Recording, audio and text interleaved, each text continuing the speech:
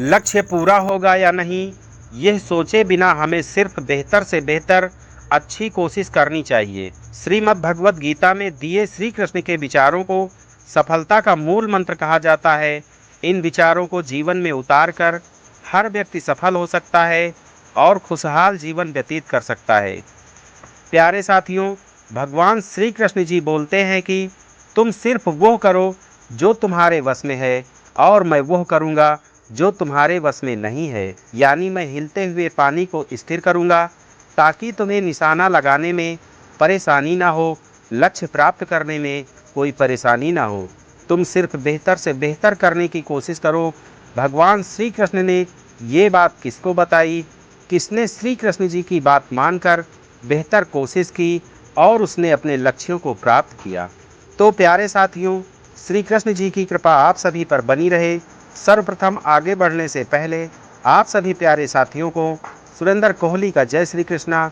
आप सभी प्यारे साथी लोग हमारे डी गीता ज्ञान यूट्यूब चैनल को सब्सक्राइब करके बेल घंटी को टच करके ऑल पर ज़रूर लगा दीजिए ताकि हमारी समस्त वीडियो का नोटिफिकेशन आप सभी को हमेशा सबसे पहले मिलती रहे। हमारी वीडियो अगर पसंद आए तो आप इसे शेयर, लाइक, कमेंट कर सकते हैं। प्यारे साथियों, किसी भी काम की शुरुआत में ये नहीं सोचना चाहिए कि सफलता मिलेगी या नहीं, लक्ष्य पूरा होगा या नहीं, क्योंकि कर्मों की सफलता या असफलता इंसान के हाथ में नहीं है। महाभारत में श्री कृष्ण जी ने अर्जुन को यही उपदेश दिया था कि तुम सिर्फ कर्म करो, फल की इच्छा मत करो। जो लोग धर्म के अनुसार कर्म करते हैं उन्हें सफलता जरूर मिलती है। ये बात महाभारत के एक प्रसंग से आप सभी लोग समझ सकते हैं। भगवान श्री कृष्ण जी ने अर्जुन को समझाया, तुम सिर्फ बेहतर कोशिश करो। प्यारे साथियों, दुर्योधन सभी पांडवों को मार देना चाहता था, इसीलिए उसने लाक्षागृह में पांडवों को मारने की योजना बनाई। लाक्षागृह के षड्यंत्र से किसी तरह सभी पांडव बच गए और वेश बदलकर वन में रहने लगे।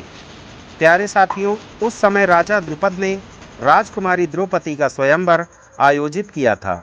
इस आयोजन में पांडव भी ब्राह्मणों के वेश में पहुंच गए। स्वयंवर में श्री कृष्ण भी मौजूद थे और वे ब्राह्मण रूप में आए सभी पांडवों को पहचान गए। प्यारे साथियों, स्वयंवर में शर्त रखी गई थी कि योद्धा को भूमि पर रखे पानी में देखकर छत पर घूम रही मछली की आंख पर निशाना लगाना है।